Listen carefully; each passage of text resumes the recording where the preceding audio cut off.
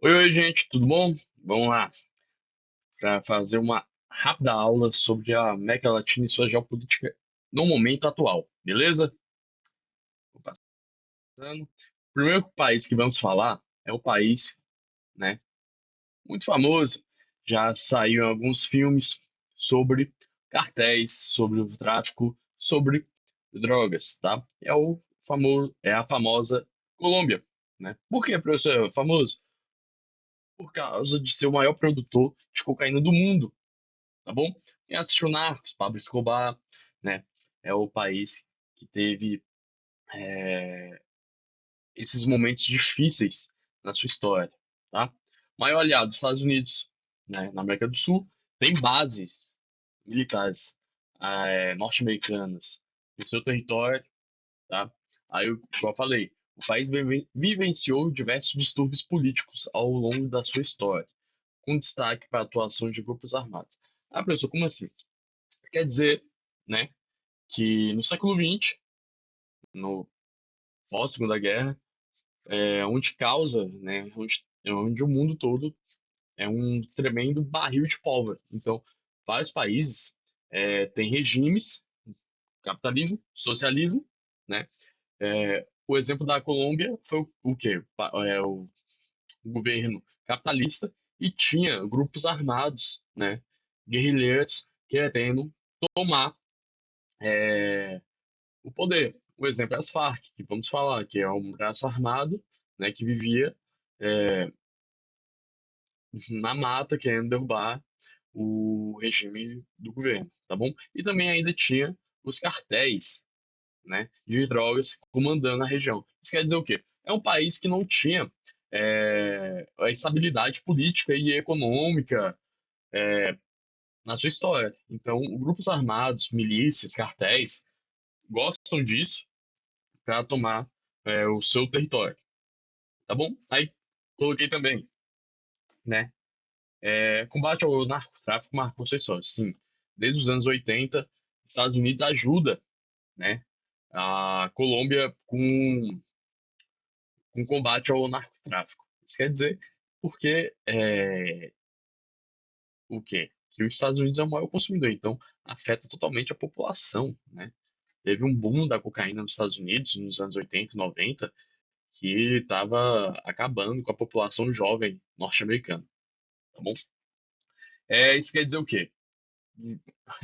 Mais o quê? Vamos ver. Aliança com os Estados Unidos causa indisposição com sua vizinha Venezuela. Sim, a Venezuela não gosta das bases militares, né, dos Estados Unidos na Colômbia. Desde, né, quando foi instalado. Ah, professor, não foi por agora, não? Não, já tem um tempo, tá bom? E desde então causa, né, um, uma confusãozinha, né, entre os dois países. Isso quer dizer o quê? Gente, por quê, né? Porque, ó, que eu tô mostrando aqui, ó o tamanho da fronteira entre Colômbia e Venezuela, né? Então, existe, né, um grande fluxo de pessoas passando por lá para outro. Hoje em dia, é maior da Venezuela para a Colômbia, porque hoje em dia as pessoas buscam uma qualidade de vida e oportunidades, né, na Colômbia. Aí aqui é a cabeça do cachorro, né, aqui no Brasil. Isso aqui é selva, tá? Faz parte da Amazônia, Amazônia colombiana. Beleza? Aí vem as Farc, né? As Farc, Forças Armadas Revolucionárias da Colômbia, Farc. As Farc é um grupo guerrilheiro de extrema esquerda que causou pânico em toda a Colômbia. Sim, causou, foi atentado, fez atentados, sequestros e assim por diante. Lutou contra os governos e instituições colombianas, tá bom? Tinha como principal objetivo instalar um regime socialista no país com apoio da União Soviética. Acaba a União Soviética com o fim da Guerra Fria. O que é que acontece? Assume o tráfico de drogas e a produção de cocaína, né, no país. Eles ficavam, gente, escondidos na selva, muito difícil de achar, muito difícil mesmo de saber a localização deles na selva colombiana, tá? Realizou sequestros, assaltos e outros atentados no país. Em 2016 acontece um acordo de paz entre as Farc e o governo colombiano. O presidente da Colômbia ganhou o Nobel da Paz, tá? A grande parte da população colombiana não gostou disso, porque o grupo guerrilheiro virou um partido, né? A população que sofria com sequestros, assaltos e atentados não queria isso, queria o fim e cadeia dos integrantes das Farc, tá? Mas acontece isso na América Latina ou no mundo todo, vários grupos, né, viram partidos políticos. Aqui no Brasil temos alguns exemplos também, tá bom? Aí, imagens das Farc, sim, eles ficavam com a roupa do exército mesmo, escondidos na selva. Mulheres, crianças, homens, tudo isso escondidos na selva, tá? Aí hoje, professor, hoje é partido político, né? Não tem nenhuma ligação assim direta com é, atentados ou cartéis, tá bom? E vamos falar da Venezuela, né? Abre as bandeiras têm as cores, são muito iguais, são muito parecidas. Sim, gente. É, vem daquele famoso sonho de Simão Bolívar, né? A grande nação pan-americana, a grande Venezuela, a grande Colômbia, né? Que o pessoal que Simão Bolívar queria implantar aqui na América do Sul ou na América Latina, tá bom? Venezuela, um país com forte dependência econômica da exportação de petróleo e gás natural, o famoso petroestado. Historicamente, o país vivenciou diversos governos autoritários, situação presente na atualidade e que impacta negativamente na política e na economia local. Bem, com corrupção generalizada, né, porque tem crise política e crise econômica, então abre muito espaço para a corrupção, né? Instituições políticas fracas e aliciadas com o regime no poder.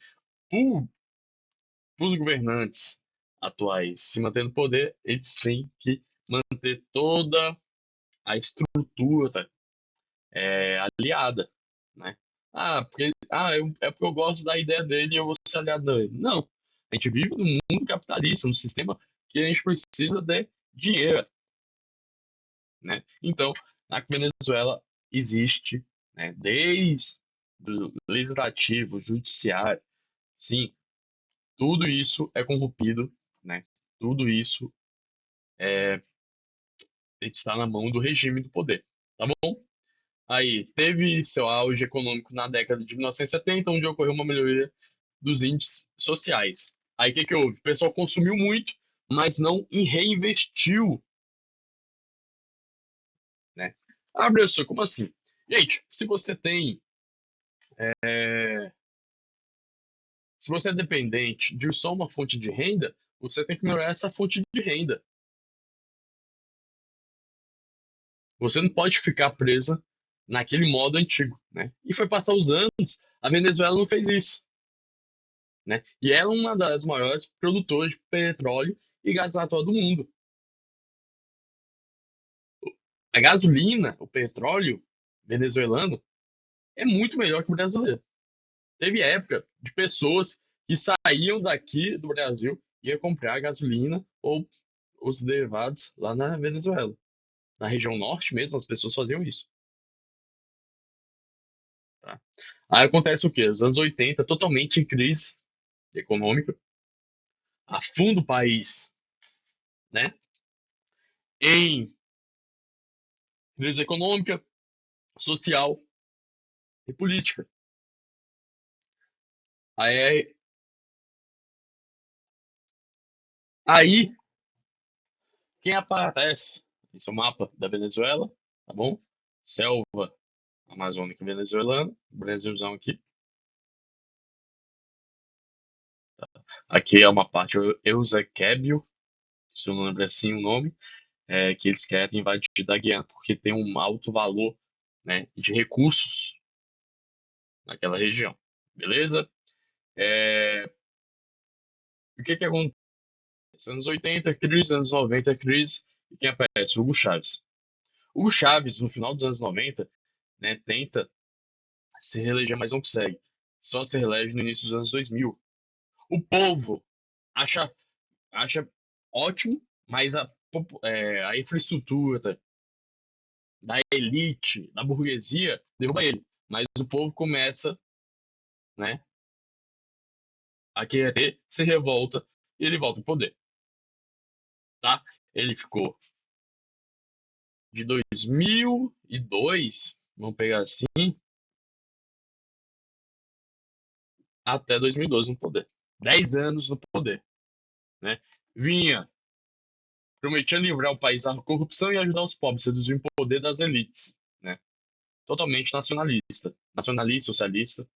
Nacionalizou empresa privada dos setores considerados estratégicos. Aí vem o erro dele, né? Se já não tinha atualizado, né, ou melhorado as coisas, ainda vai lá, nacionaliza. Quem poderia ajudar? Ah, professor, mas você vai ficar refém de empresas internacionais? Não, gente, é porque a concorrência faz você se atualizar. O mercado é esse, tá? Aí, ao se manter como presidente em meio a uma tentativa de golpe, Chaves procurou criar mecanismos para sobreviver no poder, fortaleceu sua posição no executivo, enfraquecendo as estruturas democráticas da Venezuela, reforçando seu poder por meio de apoio aos militares. Então ele fez o quê? Se aliou, né, a todos, a todas as posições importantes da estrutura do governo, da estrutura do Estado. Tá? Aproximadamente 63% dos votos, derrotando o candidato Manuel Rosales, com a vitória de Bolsonaro as transformações na Venezuela. No início dos anos 2000, teve um boom das commodities, né, que ajudou vários países, como o Brasil. Mas depois teve outra crise econômica, em 2008. Mas de 2006, 2007, os países, né, a América do Sul totalmente esquerdista, totalmente socialista, totalmente vermelha. Né? Tinha Chaves na Venezuela, os Kirchner na Argentina, Brasil com Dilma ou com Lula. Tinha no Uruguai Mujica, na Colômbia, né, Equador, Bolívia, todos assim. E ainda vinha no Chile, totalmente vermelho, a América Latina. Tem gente que fala Chaves, aliados na América Latina, em outros países também, né, socialismo, mas não o próprio fez a economia se fragmentar mais, né? Ele não ajudou e tinha muitos dependentes de programas sociais, porque já existia crise econômica, não tinha como industrializar, aumentar o desenvolvimento social naquele país. Então, desde 2012 vem acontecendo um pouco mais, né, crises populacionais na Venezuela. Aí uma foto de Hugo Chávez, vem Nicolás Maduro. Nicolás Maduro, quem foi o vice-presidente de Chávez, tá bom? Herdeiro político chavismo, crítico do imperialismo norte-americano, venceu a eleição que a oposição não reconheceu a votação. Em 2018 foi reeleito, onde a votação foi amplamente pela população e por grande parte dos países do mundo. Né? Com Nicolás Maduro no poder, o crescimento econômico desacelerou, a inflação aumentou acima de 50%.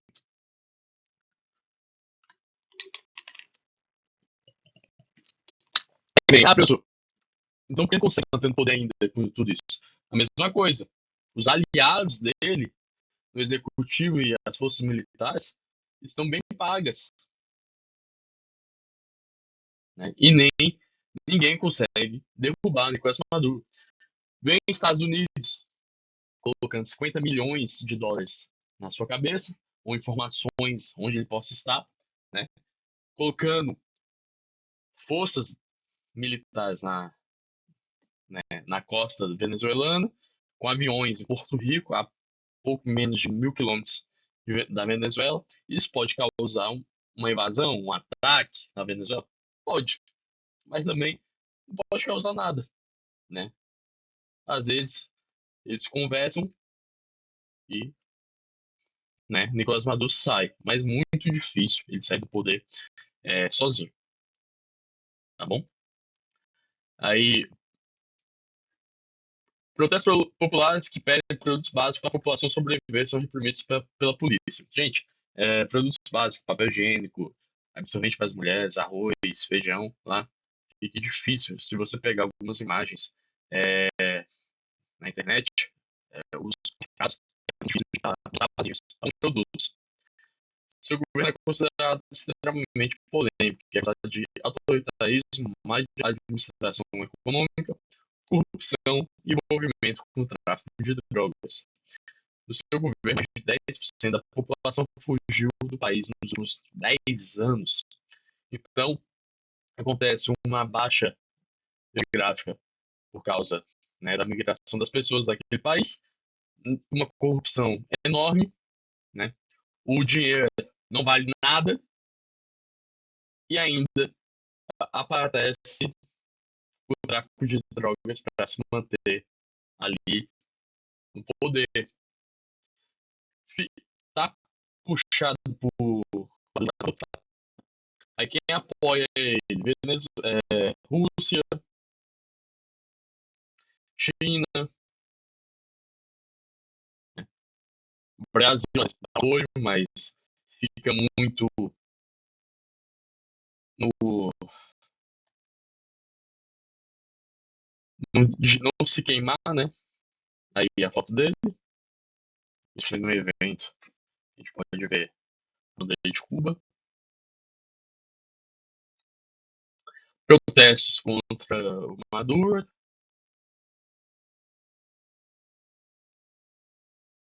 Vamos lá. Bolívia, né? Vamos ver o que temos que estudar para a Bolívia de importante. Gente, Bolívia é um dos dois países da América do Sul que não tem saída para o mar. Quem não tem mais? Paraguai, tá bom? Bolívia também não tem. Perdeu, né, sua saída para o mar, o Oceano Pacífico, o Chile, na Guerra do Pacífico. Como que foi isso, professor? Tinha empresas chilenas nessa região, né, no deserto, aproveitando o lítio, e a Bolívia quis aumentar impostos dessas empresas chilenas. Então, o Chile não gostou disso, né, e invadiu a Bolívia e ganhou da guerra ainda. E pronto, anexou. Basicamente é isso. Tá? A Bolívia tem um sentimento de querer voltar até a saída do mar? Tem, tá? Mas não é tão importante assim para provas, tá? Um país sem litoral, tá? Sofre com instabilidade política e fragilidade econômica, possui uma rica, né, população indígena que tem uma rica cultura com isso, descendentes dos incas, que hoje é a maior parte da população e a mais pobre do país, né? A mais rica e a menor, né, que são descendentes dos europeus, muito contraditório isso, né? Tem um movimento separatista entre a planície boliviana e o altiplano, né? Uma é mais economicamente desenvolvida, a outra não. É... Só um minutinho. Tem, né? Teve o primeiro presidente indígena, né? Que foi o Evo Morales. Como que ele conseguiu ganhar? Ó, fez promessa de campanha que realizou como a nacionalização, né, dos campos de gás e indústria do petróleo. de controlar a inflação, de limitar a propriedade privada, né? Ele tinha a campanha, objetivos de campanha totalmente socialistas, né? O povo visando aquele desejo de conseguir o que ele falava, de redução, de diminuir a pobreza, o analfabetismo, pá, colocou ele no poder, né?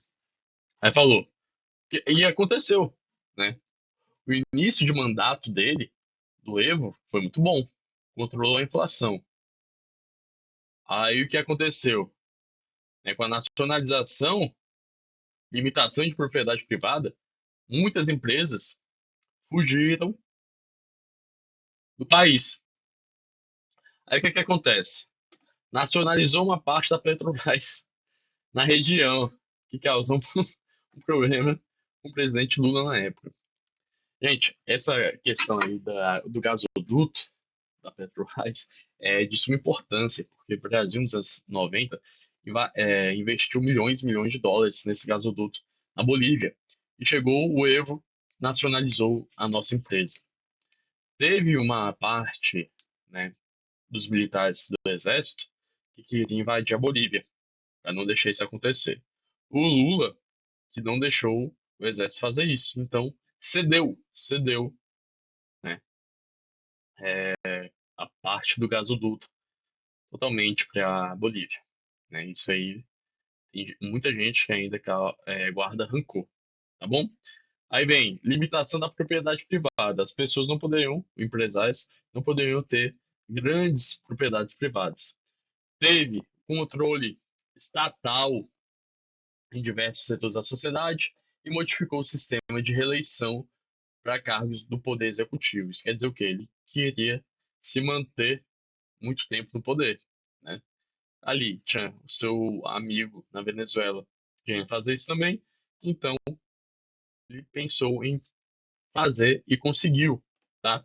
Ele participou da sua quarta eleição após modificar a Constituição, ganhou, mas as Forças Armadas exigiram a renúncia dele. Né? Por quê? A população, né, começou a se revoltar. Porque ele passou muito tempo no poder, gente. Isso é errado, né? Tem que ter, numa democracia, você tem que ter a rotatividade de governantes, beleza? Hoje, a Bolívia é um dos países mais pobres da América do Sul, caracterizado pela elevada desigualdade socioeconômica e uma grande parte da população vivendo abaixo da linha da pobreza. Resolveu o quê? Nada, né? Se queimou, né, a sua banda socialista, porque pregou uma coisa e fazia outra, né? Enfim, vamos falar do México. México, né, é um país latino na América do Norte, porque ele faz parte da América do Norte junto com os Estados Unidos e Canadá, tá? Maior aliado latino-americano dos Estados Unidos, tem uma economia forte comparada aos países da América Latina. Sua capital, Cidade do México, é uma das maiores cidades do mundo. Sua região metropolitana é enorme, tá? É uma das maiores do mundo. Sofre com uma forte desigualdade social, tem uma fronteira com os Estados Unidos de aproximadamente 3.100 quilômetros, beleza? Sai do Golfo do México até o Oceano Pacífico, que é marcada por uma série de muros, cercas virtuais com sensor, câmeras, drones, satélites, vigiando aquilo 24 horas por dia, tá bom? Aí vem do Golfo do México, que eu falei, até o Oceano Pacífico. Ah, professor, Los Angeles é ali perto, San Diego é ali perto? É. Tijuana aqui perto? É. Aí vem Albuquerque, Houston, San Antonio. Gente, tudo muito pertinho.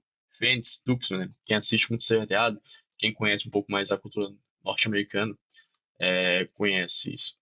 E do mesmo jeito que tem pessoas saindo do México para ter uma qualidade de vida melhor, oportunidades nos Estados Unidos, tem pessoas nos Estados Unidos que vêm para o México aproveitar algumas coisas, como remédios mais baratos, né, e drogas. Ah, professor, drogas? Sim, o México é um dos países mais violentos do mundo, né?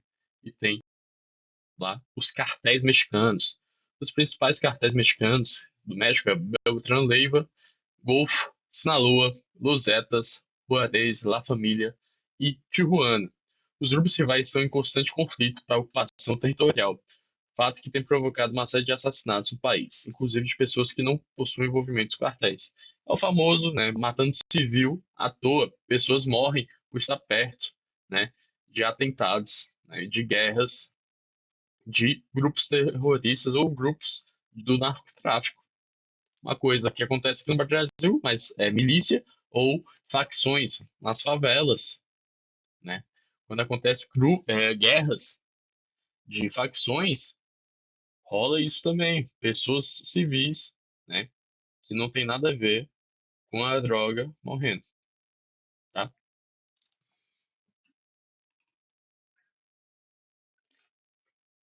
É, para ter uma ideia da proporção da violência mexicana, a nação já superou a Colômbia em sequestros de assassinatos.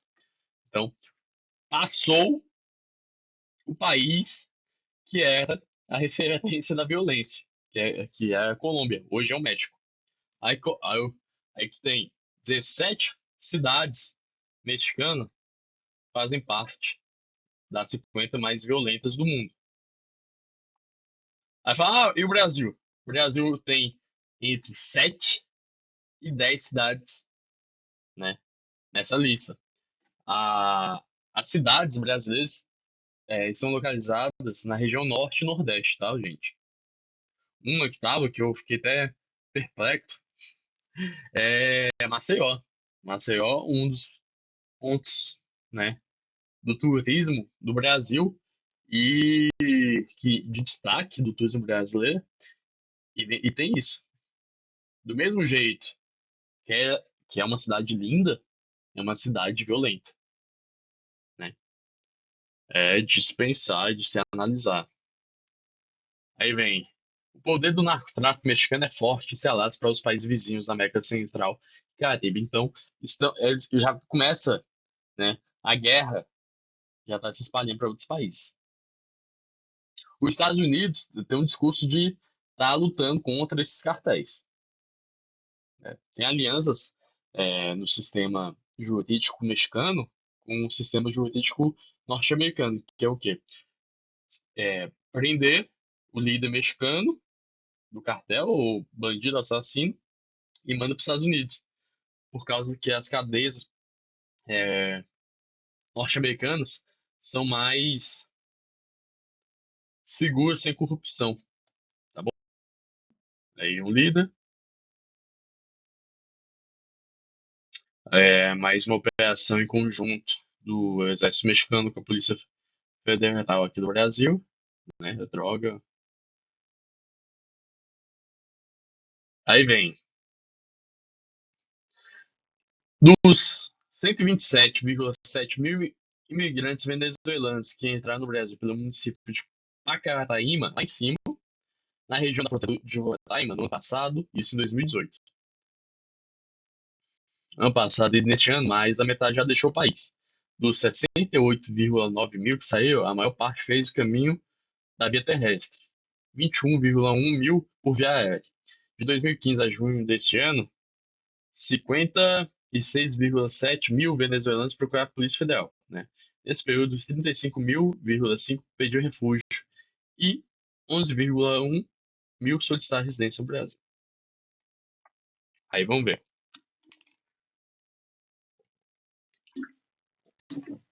O fluxo migratório mencionado apresenta como causa principal A.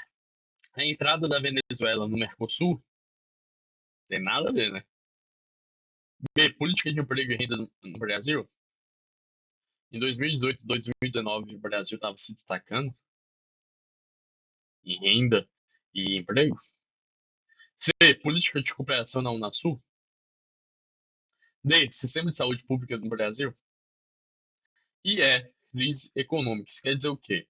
As pessoas estavam necessitando, né, de oportunidades, porque não conseguia mais viver economicamente na Venezuela. E também uma das causas é a política, tá, gente? Fiquem ligados. Aí vamos lá. Acordo militar entre Colômbia e Estados Unidos da América gerou reações de governos sul-americanos porque pode A. Descriminalizar o comércio de drogas, principal atividade dos países andinos? Não. B. Promover ações militares que afetam a segurança regional?